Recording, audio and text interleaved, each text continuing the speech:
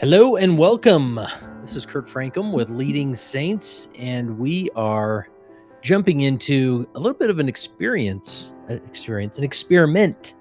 which should be an experience, and that is Zion Lab Live.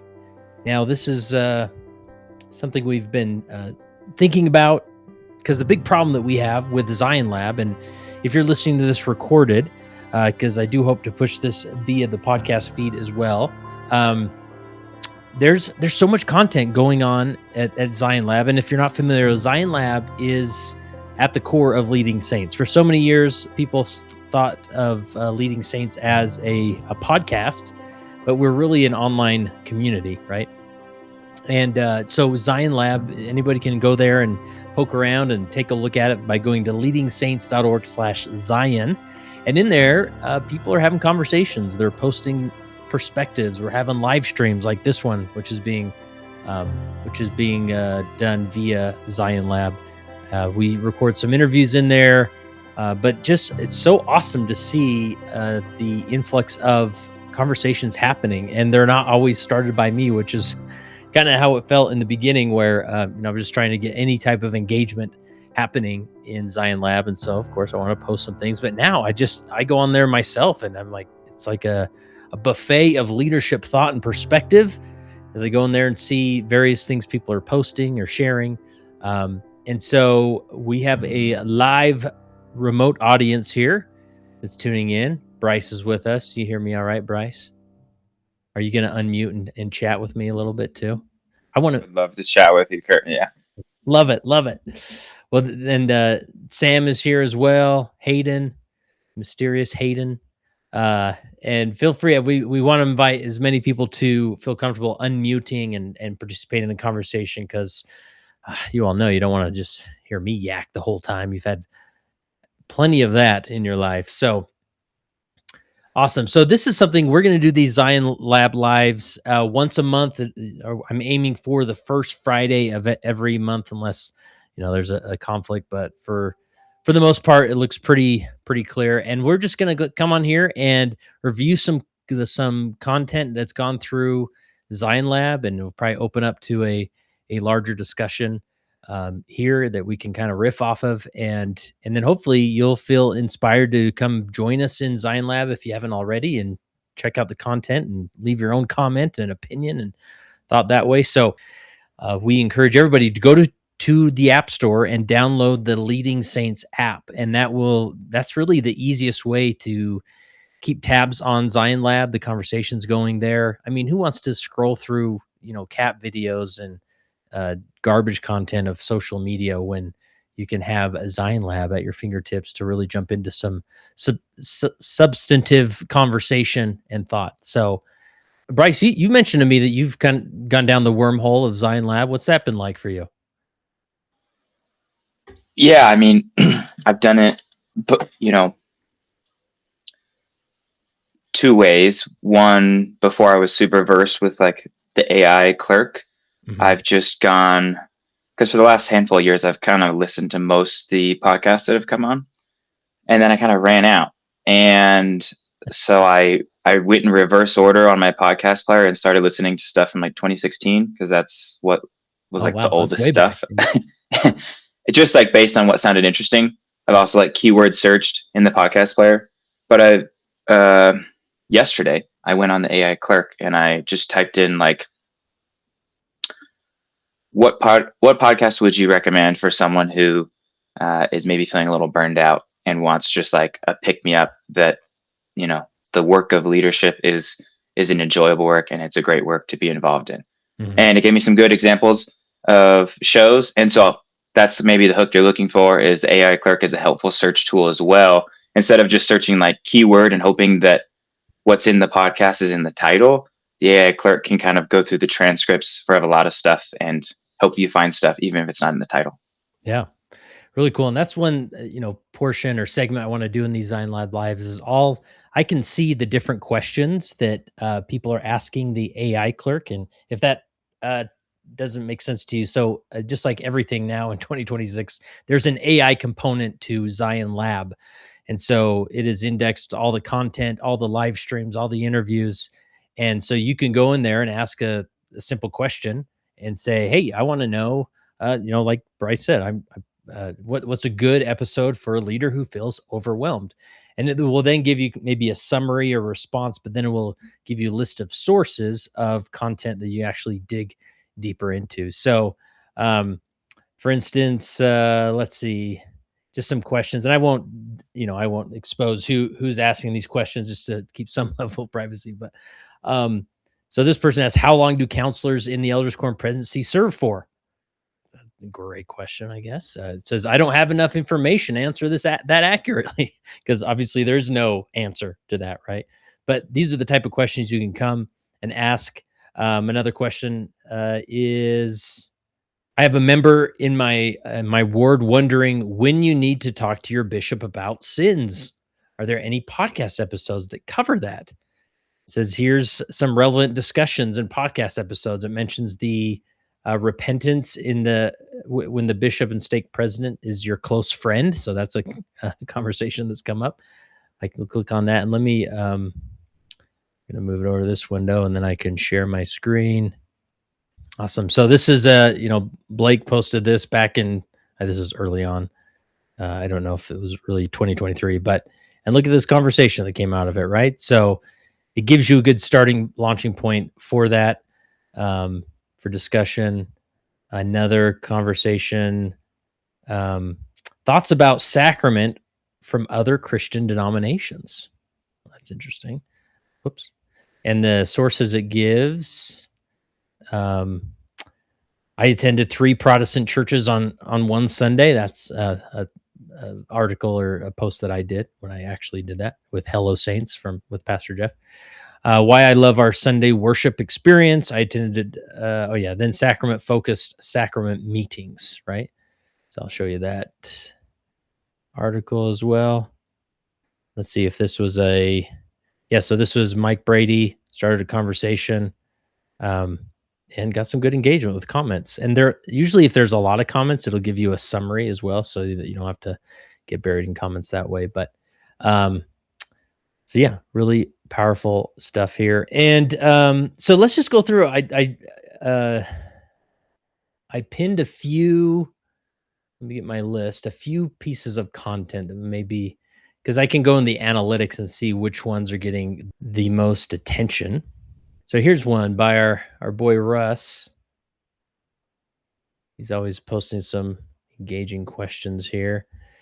So yes, for bishops, has a responsibility pendulum swung too far towards the youth?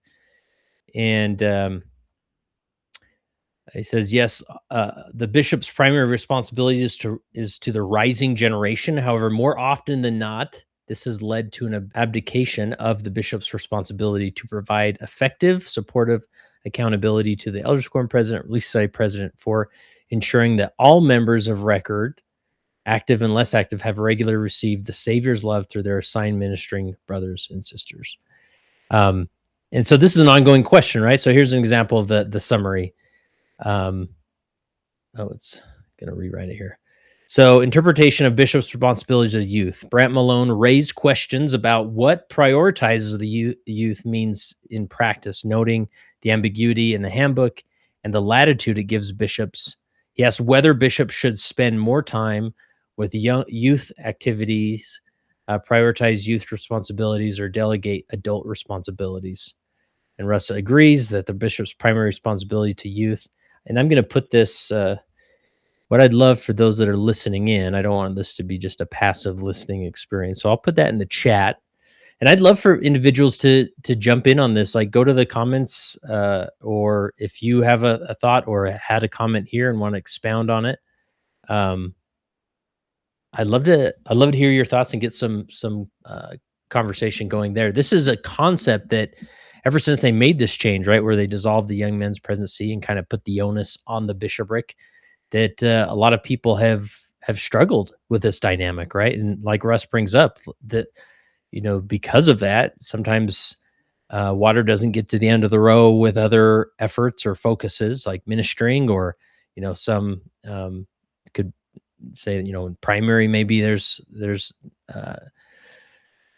there's not as much of a focus there for the bishopric. And then obviously Elders Quorum and Relief Society, which, the hope was that those efforts would be highlighted or taken to a new level so that, you know, they could just handle their own their own business as the bishop focuses on youth. But any thoughts here? You can raise your hand. You can put it in the comments of what stood out here. My first thought is that it's like very ward specific, obviously. Mm. Like our ward right now doesn't have very many youth. I commented on this chain, in my opinion, was kind of almost the opposite.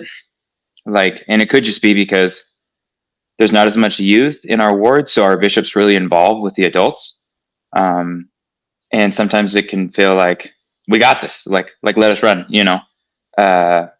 So I think it's very ward specific. Like if your ward has 40 priests and 40 teachers, like if it's massive, then of course the bishopric's hands are so full that you need to make sure the adult leadership, Relief Society and Elders Quorum, has the training they need to run, but also you've got to give them space to run. So that was kind of my opinion on the chat. I've seen that go really well, that when given the right amount of space and direction, that delegation can happen appropriately.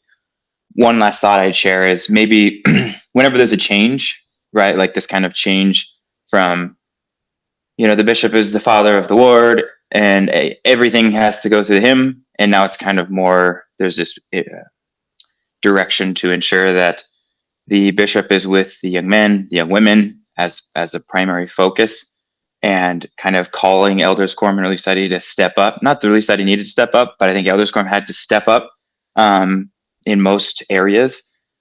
I think we keep hearing that over and over and over, right? It kind of as a top-down flow. You got to reiterate until finally it takes root. So my opinion is maybe in some places bishops haven't relinquished as much of that to give space for Elders Quorum and Relief Society to step up. Obviously, there's training that's needed, and the stake leaders can help there. But that's my opinion. Yeah, I think there's this sense. Sam's asked what was in the comment or in the chat. Sam says, what was the dynamic before the change with the young men's president? And that's a fair question, right? That we'd like to assume that maybe the young men's presidency was taking on maybe more of that load, but I think there is this, whether it's in it's in our tradition or what, but that the bishopric is sort of the driving force of the ward council and therefore the driving force of the ward. And so I think a lot of Relief Society presidents, Elders Quorum presidents have felt less of a, of that empowerment to step up and lead in those contexts. And so then it just sort of defaults to, well, the bishop's distracted, so nothing's getting done. But to me, like, going back to this example of ministering, to me, I don't know if it's a lack of accountability, right? I always go back to the never mistake an ability problem for a motivation problem. That I think a lot of Elders Quorum presidents don't necessarily, or Relief Society presidents maybe don't know how to step up in that role, right? And should the bishop step in and help them? Well, I would say it's more of the stake's responsibility, because that, the Elders Quorum is more of a stake dynamic, and even though Relief Society isn't necessarily, but that may be something that the stake can help out with as well. But any other thoughts there? So you bring a good point about the stake training the Elders Quorum specifically, but also I think the stake Relief Society president can help do a lot of training too. I almost wonder if in those monthly check-ins that bishops have with stake presidents, if a bishop feels overwhelmed and maybe feels like there's this giant hole, right? Like maybe the adults are languishing or ministering's languishing or whatever. When he goes in and is able to ask the stake for help, he very much should feel empowered to say, can you train my adult leaders? Like, that's the one thing I need you to do. Instead of just like, oh, what would you do for this situation to help with welfare? Like, that's good and all, but like, you could shoulder a lot of that, like, need to get your leaders all up to speed to the stake leaders. And I think that would be a better balance of a lot of the workload. I think a lot of the workload right now is tilted on the ward side versus the stake side. Yeah. Yeah, and I just feel like there's more. I don't know. Like I don't know if again if this should be put on at the feet of the bishopric, where if you're an elders quorum president and you need, or at least study president, you need more guidance or training. Like, yeah, you can wait around for the stake or even the ward to do it, but man, I mean, pick up the phone and call some other elders quorum presidents in the ward. What are they doing? Or come on, Leading Saints, and look for content. Like, I just feel like there's so many ways to figure this out. And if we become passive in it and we're just like, well, I don't know what to do, so I'll just make sure we have a lesson on Sunday or something. I don't know. But this is, and it could be a question of like, are people suffering from? I think there's always this undertone of, yeah, somebody's suffering somewhere because of the lack of ministering. But I mean, how can we really know that? Even if there was, how do we discover them or find them? Or and in a perfect world, everybody's, connecting with these families on a regular basis. But just it's a tough, complicated process, I think, more than we realize. But anyways, good conversation there. And I love how it summarizes these in different focuses here. I'll just grab a random one. So spiritual leadership and ministering keys. Steve Weber and Joseph Palimai discuss the spiritual authority and keys given to elders quorum presidents and relief society presidents to resolve most ward issues without bishop intervention, emphasizing ministering as a commandment and stewardship principle. They advocate for spiritual agility and long-term mentoring approaches rather than quick fixes. Yeah. Yeah. The spiritual agility and long-term mentoring. Yeah. That's the tough. These are a lot of, as they say, soft skills, right? That, it's something that that's why it's hard to just motivate people into doing some of these things. So, um, very good. I wanted to, here's another one. This is kind of in a different realm here. Let's see. This is actually from my brother. This one's called Boundary Changes. Why the secrecy? It was announced that upcoming state conference will include changes to ward and stake boundaries. He's actually referring to the stake that I grew up in was just dissolved last Sunday. So the institution is gone there, but obviously the work continues. While I appreciate the time and prayer that goes into these decisions, I've been reflecting on how waiting until the conference itself to share details can unintentionally create anxiety, speculation, and distraction for many members. I wonder if in situations like this, it might be helpful to release boundary information a few days in advance and use the Saturday evening session to address logistical questions, meeting times, locations, leadership transitions, etc., allowing Sunday's meeting to remain more fully centered on the Savior and the restored gospel. My intent in sharing this is not to criticize, but to strengthen both transparency and the spiritual focus of our conference experience. What do you think? So yeah, this is interesting where we do have this, I don't know, secrecy seems more provocative than maybe what it really is, but just confidentiality, right? We're trying to control information with different changes, whether it's leadership or boundary changes. And I've often wondered this myself. I could probably, like, you could probably convince me why it's best to, keep like a new bishop, keep that information close to the vest. But I mean, with some of these of like change of youth leaders, or you know, we act like we can't tell anybody until it's actually been announced and people have been sustained. And I don't know. I feel like there's more that we can, understand there. And Bryce, I think you kind of did a similar post related to callings or something. I don't know if I'll have to look. Yeah, mine.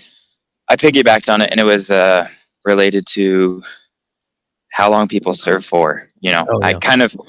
I was calling out that there's this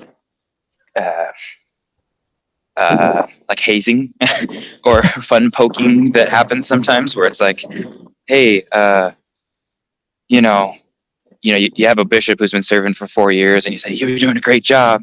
Your ward was just split. Your clock restarted. So hopefully you got 5 more years and you keep it up.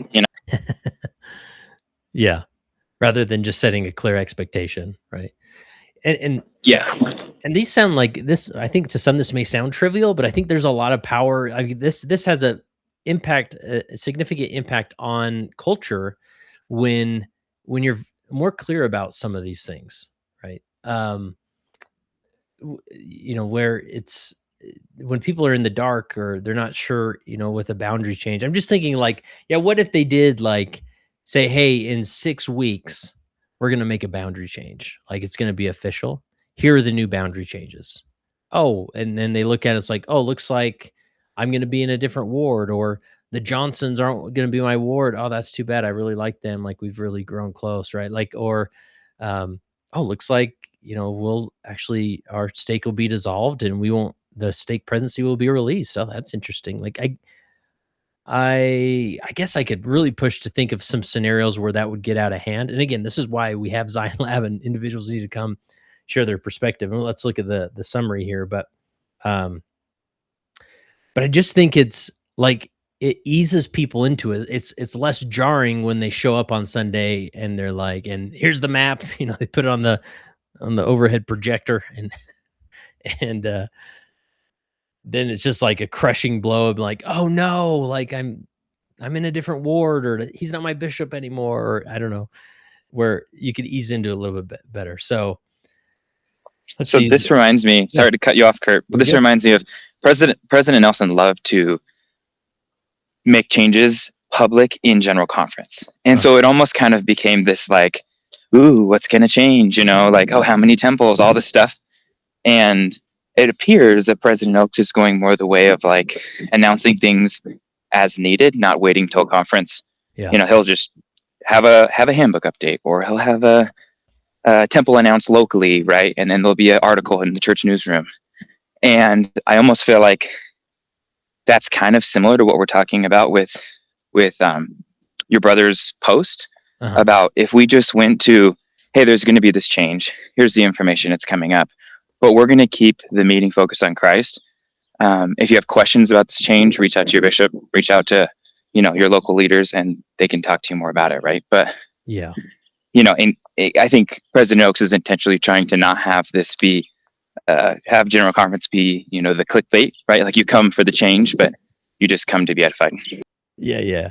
And I would even say like I think President Nelson sort of tempered on this as his time passed as president of the church, where early on it was like the come follow me, the 2-hour church, like they hit and they were very heavily focused in general conference. And then like when the youth adjustment where they went to the calendar year rather than age, like everybody who turns 11 in the coming year advances into young men, young women, and that was like a Friday newsroom drop, right? And I think like those changes, and maybe it wasn't as big or heavy, so it didn't qualify for general conference. But and yeah, now President Oaks is just like, oh, and by the way, like here's a what, like even with the announcement of apostles, temple announcements, seems to be trending that way where it's going to be announced more locally. And I think this is. It Go feels ahead. like sometimes with boundary changes, it feels like, oh, we like the clickbait, like, oh, come to the meeting to see what's going to Yeah. happen, like come out, show up, it's almost like whatever we can do to get people to show up. Yeah, I which don't is know. interesting, right? Because I remember being in a stake presidency where it's like it's so easy to tie your ego to how many people show up at stake conference, like how many people actually want to come and hear what you have to share. But when a boundary change, it's so hard to do it in the context of a spiritual meeting. I mean, I'm sure they close with testimony and had, but a lot of it was like logistics, right? Now, this bishop's released, or that stake president's called, or where yeah they're there, but it's just kind of this a meeting of administrative or announcements. And so, I mean, what have you really gained by having them there? Where I actually asked my brother, since this is my childhood stake, I'm like, hey, did they send out a Zoom feed? Like, I'd love to jump on there and just hear it for myself. I'm not going to come to the meeting.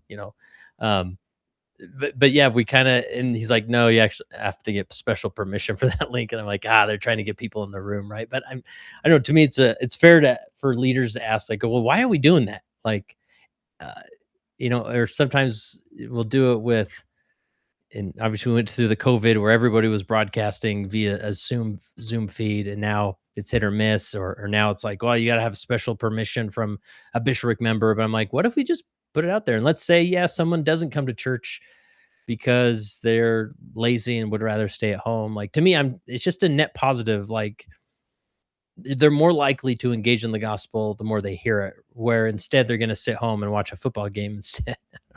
Anyways, so, but again, going back to the secrecy, and Bryce, you actually, I appreciate at this point, you said you emphasize the importance of receiving boundary changes during state conference when members are spiritually united, stating it helps in accepting changes with faith and reduces anxiety. I think that's a fair point. Like there's something about gathering that, that offers strength to those, they'll maybe see people that are also frustrated or sad about the changes, or they'll see new people like, isn't it great that we're in the same ward now? I don't know.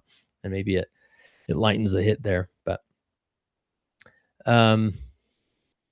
preference for early information. Spencer and Lisa expressed a preference for receiving boundary changes details ahead of time to process them personally. Yeah, to me, that's the big thing. Like people need a process to the point that after you announce something like that of significance, like it's almost like their brain will turn off if it's like if it's hard information to process. And so you give them some time to process that. Um, and then it's, you're more open and willing to listen. And I think a part of this is most members don't realize that the, the like stress that goes into like a boundary change, especially multiple stakes being realigned. And it's almost like it's easier for the leadership to spring it on them because it's like, well, it's final. Like we did the state conference and we projected the image and sorry, like this is it.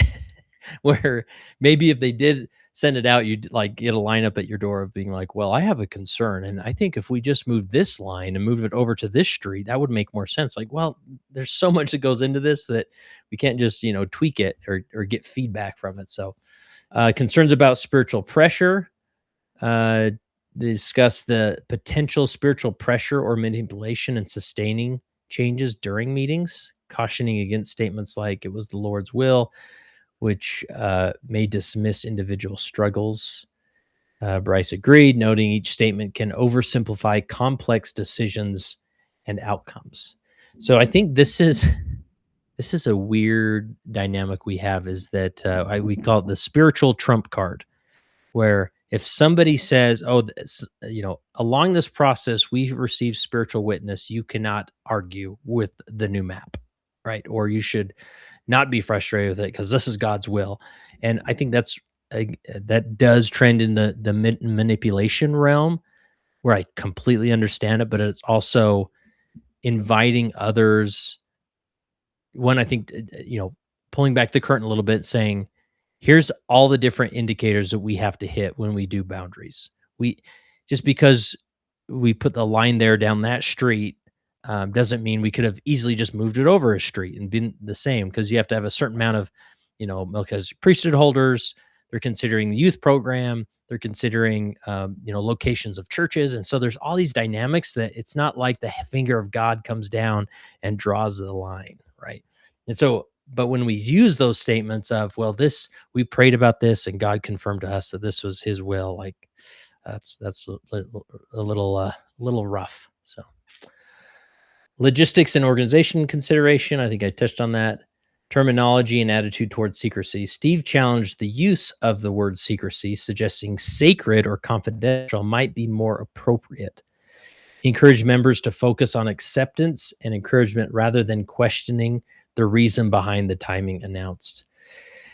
Yeah, I guess I feel like when we call things sacred or confidential, like I'm easily on board with, yes, the temple is sacred. That's why we don't talk about it outside the temple, in detail, or to we keep things in there and the processes and things, right?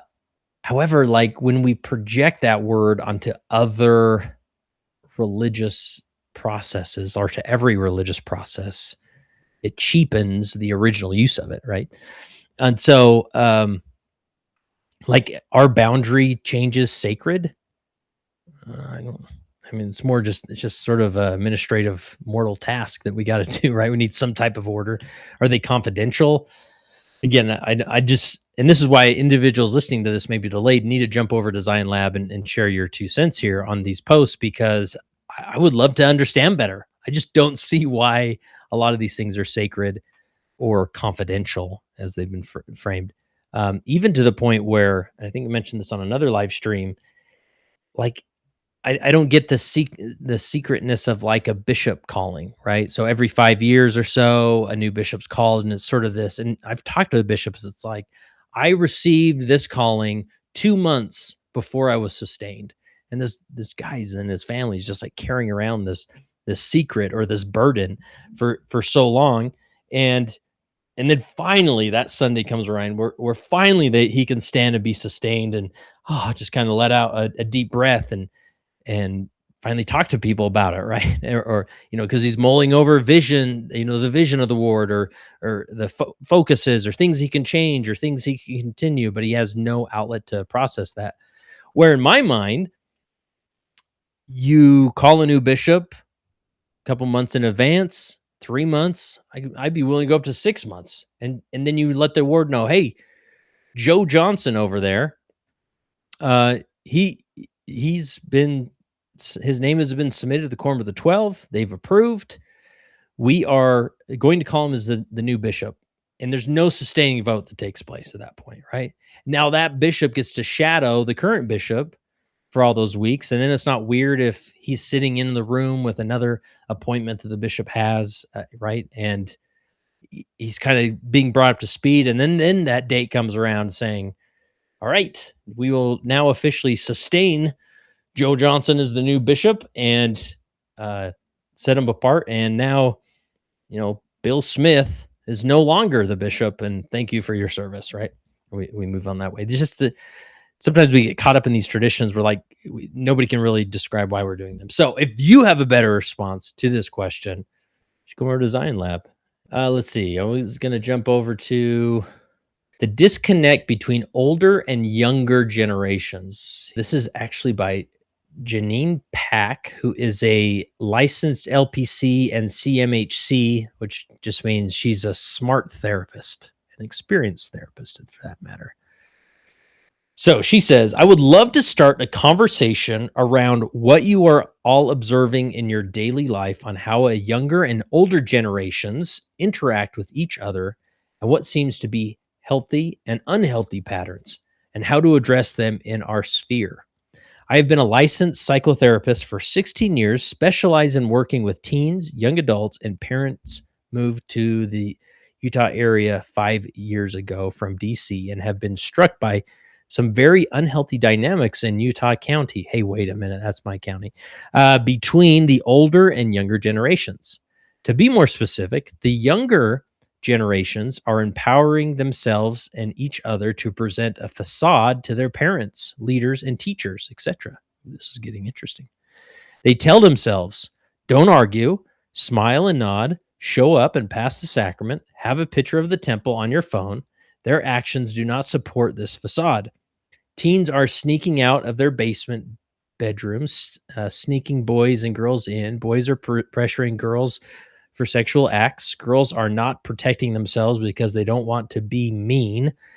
Teens are meeting random teens in school parking lots to up their kiss count or body count. I have worked with parents who either are clueless, in denial, don't know what to do, or all of the above. Teens are telling me in session they can't and won't talk to their parents or leaders because all they do is lecture. Don't ask questions or they will be punished. Older generation is missing opportunities to connect and pattern with young generations to have a proactive influence. One thing I've started doing is giving presentations wherever I can about the disconnect and concrete strategies on how to bridge it. I am getting ready to launch a young adult female group for empowerment. What are you all seeing and doing? And now look at this, 22 comments. I mean, this is great conversation. And man, and I love these perspectives from from therapists because they're really seeing, whenever I run into a therapist or talk to a friend therapist, I always ask, "What are you seeing? What's walking in your office? What trends are there out there?" Right. So, and this, I'm gonna follow up with Janine and say, I want this. What is it? I'm starting giving presentations where I can. Like, give us the presentation, Janine. We want to hear it. So, um, really cool stuff. All right, let's look at some of the summaries here.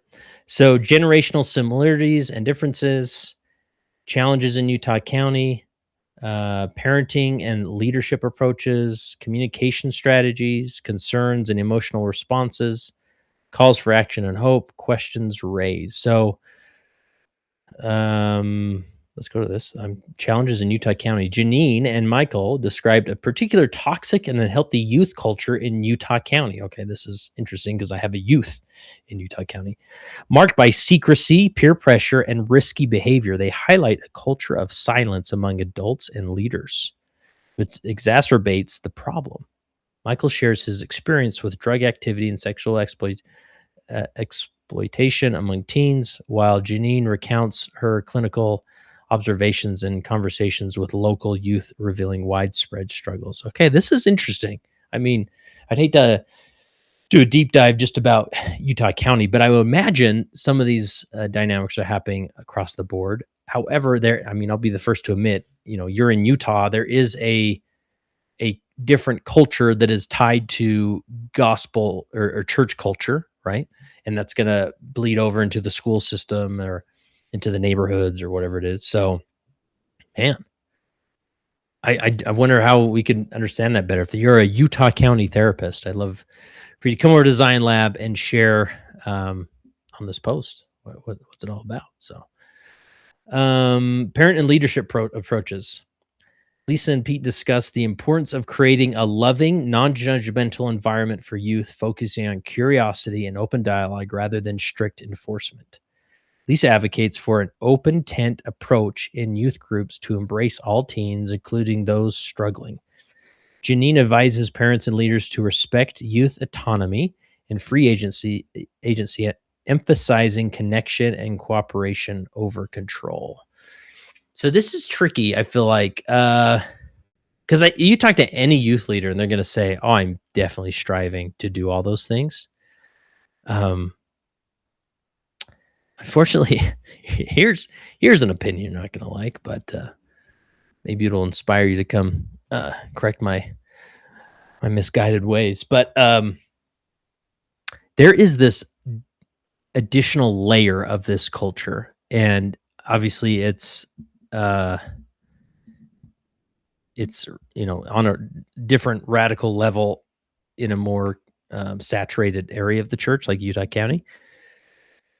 But there is, the tough thing about this is that it is highlighting very positive behavior. So, for example, a youth turns 11, right? Or they're about to turn 12 and they get a temple recommend. And so, what do we all do when my daughter got her temple recommend? We went to the temple, right? Let's go do baptisms. I'm so excited for you to enjoy this experience, this ordinance, and it's going to be so cool. You finally get to go past the front desk, and here we go, right? And we went and did baptism. She loved it, and it was just this beautiful family experience. And of course, we stood out of the temple and we took pictures, right? Now, what do you typically do with pictures? Is you share them on social media, but I don't. I think social media has so many dynamics that are unhealthy, and the biggest problem is it feels healthy when we do it. Like, oh no, like I'm kind of spreading the word, like I'm talking about gospel things, and maybe somebody will see this and think, oh, the temple looks cool, I want to learn more, and then they're baptized in 6 months, right? However, or I have this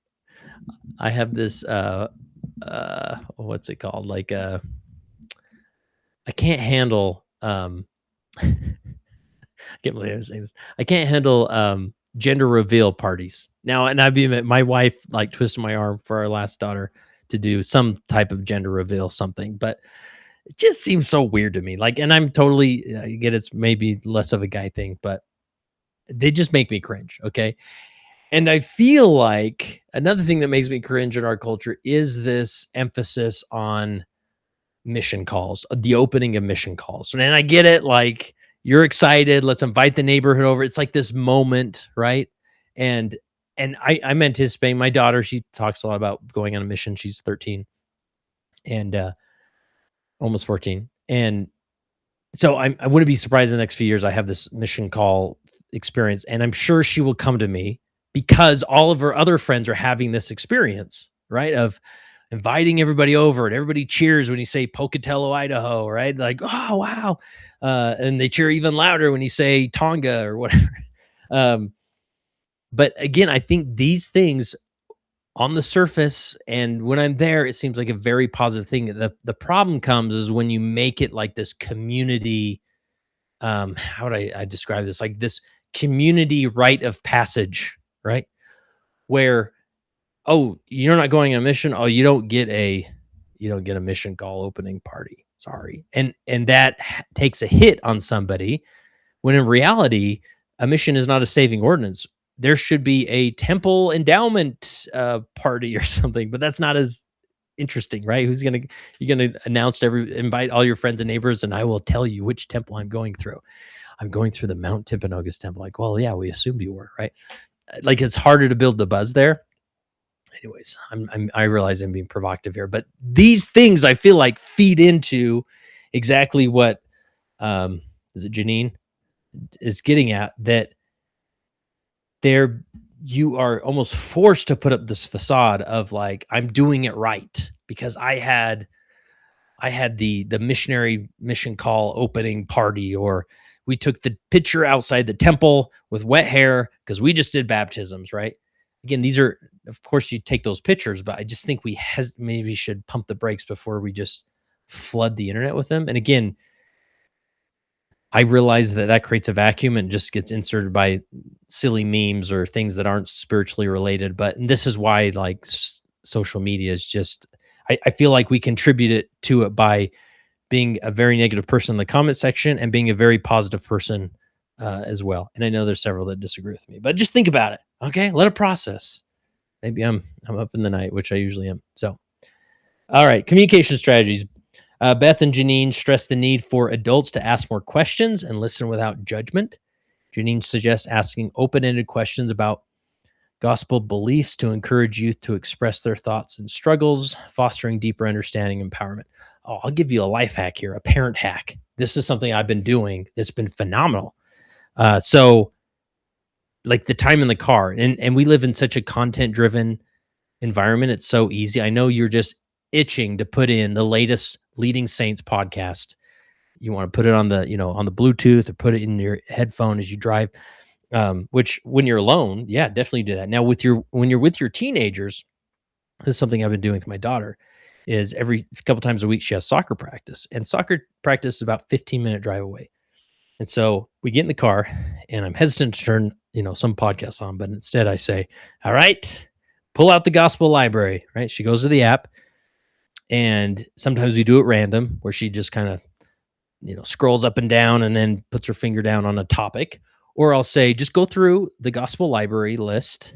And just for clarification, this is, you go to the library in gospel library, and then there are, what's it called? It is called, I think it's called topics and questions. You go there, and there's just goes on forever. I'll just randomly, well, not forever, but like racial and culture prejudice, right? What a fantastic conversation to have in the car. Post mortality, prayer, modesty, right? And then usually these are relatively short, maybe 500 words, and she'll just read it. And so that takes, 3 or 4 minutes. And then I'll say, all right, what stood out? And we launches into this conversation that it's just so enriching. And she's like learning the gospel, right? Yesterday we randomly talked about divorce just because it's in the gospel topic library, and my marriage is very happy, and we don't plan of anything of the sort. But anyways, I think those types of communications where you create a scenario where you're openly talking about concepts and you're listening. You have time to not lecture, but like share your opinion, so that type of thing. Anyways, man, I feel like I've been sharing a lot of my bad opinion in that section, but all right, we got a little time left. Let's look at one more here. Who is being named? I'll give you some inside baseball here. So this is a post. Let me share the link in the chat for those that are listening in live here. So this is Jared Gudat, fantastic contributor in Zion Lab, good friend, former bishop. It's kind of long here, but anyways, we'll take the time. People can come back to if they're listening to the recording. It says one of the recurring themes of the October 2025 General Conference was belonging in the church despite difficult personal circumstances or non-traditional life situations. Several leaders lovingly acknowledge members who feel they don't fit the traditional mold. As I listened carefully to multiple talks, however, I noticed something that made me pause. While many non-traditional family realities were named, divorce, singleness, loss, faith struggles, and social differences, situations involving LGBT family dynamics were never explicitly mentioned. This raised a sincere question for me. Why weren't LGBT family dynamics specifically mentioned, and what are the implications for members who experience these realities? I offer this reflection not as a criticism, but as an invitation to consider how naming or not naming shapes belonging. Several church leaders acknowledge members whose lives differ from traditional expectations. President Oakes noted, many of us must do this when not all of our families are traditional. Divorce, death, and separation are realities. Elder Rasband taught, some of you may reflect on the proclamation and say, this isn't working for me. It seems insensitive. My family doesn't look like that. I don't fit. Elder Gong described various reasons members may feel they don't belong. We may feel inadequate, single, divorced, widowed, didn't serve a mission, have concerns about church policy. This list goes on. Sister Annette Dennis similarly spoke of those who feel they don't fit the mold due to faith struggles, mental health challenges, cultural differences, or life circumstances. The consistent message across these talks were clear. Everyone should feel they belong in the church. Despite repeat references to non-traditional families and those who feel they don't fit, none of the speakers explicitly referenced members experiencing same-sex attraction, LGBT individuals, families with LGBT children, mixed orientation marriages, parents navigating a child's change in identity, tension between church teachings and sexual identity. For many church members, these situations represent some of the most emotional, complex family realities in modern Latter-day Saint life. This absence becomes notable precisely because the talks emphasized inclusion and belonging. Naming experiences can communicate recognition. Silence, even unintentional, can sometimes be experienced as invisibility. Many faithful members of the church are actively navigating LGBT-related questions within their families. For some, this is among the most pressing challenge they face. When leaders speak broadly about not fitting in, listeners often ask, does this include my situation? Am I seen here? Is my struggle understood? The question is not whether leaders care. Conference messages consistently teach love, compassion, and belonging. The question is whether a more explicit acknowledgement might help some members feel more directly included. There might be several possible explanations. Leaders may intentionally speak in broad terms to include many situations without categorizing them. They may seek to avoid politically charged topics. They may emphasize doctrine over social categories. They may assume existing teachings already address these concerns. They may aim to keep conference messages universally applicable across the global context. Understanding the intent behind messages can help members interpret what they hear. Rather than drawing conclusions, perhaps the most helpful approach is to ask, what role does naming play in helping members feel they belong? How do church leaders decide which realities to explicitly address? How do members interpret general invitations to belong when their specific situations are not named? How might local leaders apply conference teachings to members navigating LGBT family dynamics? These questions may help better understand how to minister in complex modern realities. General Conference repeatedly teaches that all are welcome and that discipleship involves bearing one another's burdens. As the church continues to address the needs of diverse global membership, questions about belonging and recognition will likely continue. Perhaps one of the ongoing invitations for all of us, leaders and members alike, is to consider how we ensure that every sincere seeker can recognize themselves in the message, "You belong here." Very thoughtful.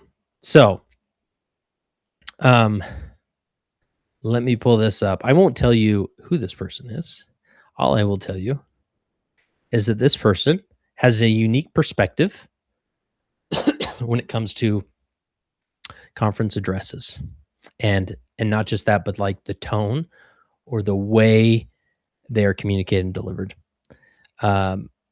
So I sent this person this post. I said, I'm curious if there's anything to this message. I would assume speakers in general conference aren't avoiding any specific group, but maybe it's too polarizing. And I sent it to him. And this is what he said. Yeah, I think there's something to it, but not in a negative way. Conference speakers usually avoid naming specific social or political groups because they're trying to teach principles in a way that applies to everyone. Labels tend to divide, and the brethren try not to reinforce the world's categories. I thought that was really interesting. So when a sensitive topic comes up, they'll teach the doctrine without adopting the world's vocabulary. It's less about avoiding a group and more about keeping the focus on eternal identity instead of political identity. So I don't know how that hits you, but that's really fascinating for me to consider, and it rings true, right? Like, there's a great, I don't want to go too far into this, but when we talk about doctrine, right, there's core doctrines, there's principle doctrines, and then there's esoteric doctrines, and then there's application doctrines in there as well. But, there's certain things as far as like, in the realm of esoteric doctrines, General Conference doesn't typically go there, right? Or avoids it, or, because things that are stated, we believe, the words of prophets, seers, and revelators, they're prophets, seers, and revelators, right? It's not canonized scripture, but it's scripture for our day that we should heavily consider, right? And so, the more I feel like the best thing general authorities can do and the brethren can do is stay hyper focused on those core doctrines. And belonging is belonging a core doctrine. I think it's part of the experience. I think it will push people towards the core doctrine. That's where it gets a little tricky. But I think, and whenever I see this dynamic come up of where somebody's kind of saying, well, should the general church do something different? I always want to respond and say, well, why can't the local church do that? Right. And so to me, do I need a talk? And I get that people are going to be all over the map with this. Is just my opinion, but do I need a talk that's specific about specific groups and experiences within the faith? I mean, I wouldn't reject it, right? However, what can a ward do to stimulate that doctrine, right? What can a bishop do to better understand the LGBT experience as for a Latter-day Saint, right? And through Leading Saints, we put out all sorts of content that way. Go check out the LGBT Saints virtual conference or the virtual library. There are hundreds of hours of content that would help you navigate this dynamic on a local level. And then, I'm just thinking of the resources that North Star puts out, which they did in conjunction with us. That conference was done in conjunction with them. And so to me, it's like I think the general authorities, the brethren, have an impossible job when they're speaking publicly. And sure, is there more they can consider and do? Yeah, but I'm sure they're anxiously engaged in trying to deliver a helpful message for as many people as possible, right? So where then asks us, what can the local church do? Well, a bishop should, check out some of these resources, right? And take it on himself so that he can show up in a different way to stimulate belonging within his ward. Because I don't think it matters as much as how do people feel belonging on a general sense in the international church. I think what's important is how do they feel belonging at a local church. And I know that can be tricky for some individuals, depending on your area and your leadership and all that. But those are thoughts there. Am I missing anything, Bryce? I think you crushed it. You crushed it. Wingman today. So I think you crushed it. I commented on that one without knowing that insider baseball, kind of saying, oh, when certain phrases were said, my mind thought about LGBT community, right? Yeah. Like I felt like it was inclusive without the acronym being said. I hope other people can feel that way too, because I like based on your comment, the insider baseball comment, I think that's the intent, is that we can write ourselves into the talks, not write ourselves out of them. Mm-hmm. Yeah, and I'm just, I can only speculate, but if you get President Oaks alone in the room and be like, are you secretly trying to like discourage LGBT Latter-day Saints to engage in the church as a culture? He'd be like, what? No, of course I want them to engage and be involved and partake of ordinances, right? Like, so anyways, and hopefully if Jared listens to this later, we didn't mischaracterize his effort, but you can go read his comments and thoughts. That's what the beauty of Zion Lab. So anyways, we're at the hour. This has been fantastic. Again, go to leadingsaints.org/Zion, jump into these conversations. You can create a profile for free. Of course, we encourage everybody to become a Zion builder, where you, there's two ways to do this. You pay $15 a month. You get access to the extended library. You get access to the AI clerk that makes it really easy to find content. And we're constantly thinking of more ways to create value for those who are covering our overhead and helping us move forward with as an organization. The other way you can do that is we never want to hold back our resources as our Leading Saints resources because of money. And so if you sincerely can't afford a $15 a month contribution, you can just scroll down to the button that says receive a sponsorship. In fact, I'll show it here. I think it's in here.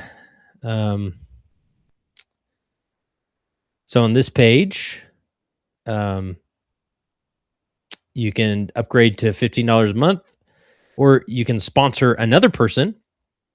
And then if you scroll down here, right here, request a sponsorship at the very bottom. It's the last text of the page. Request a sponsorship. You click there. I think it asks you a question or two, and then that's it. We're trying to make it as easy as possible, frictionless as possible. So jump in there and be part of Zion Lab. This is like such a cool thing. And I get a little ding on my phone because I find it so encouraging when individuals are joining joining Zion Lab. And even today, there's probably been 15 to 20 people that are joining Zion Lab and participating and reading comments and posts and things like that. And not all content, we're not pushing. There's just too much content to push it out on the podcast. So if people are listening on the podcast, you got to come over to Zion Lab for the full experience. Download the app. It's in the App Store, both Android and Apple. And search for Leading Saints. Look for the familiar red logo and download it and jump in here.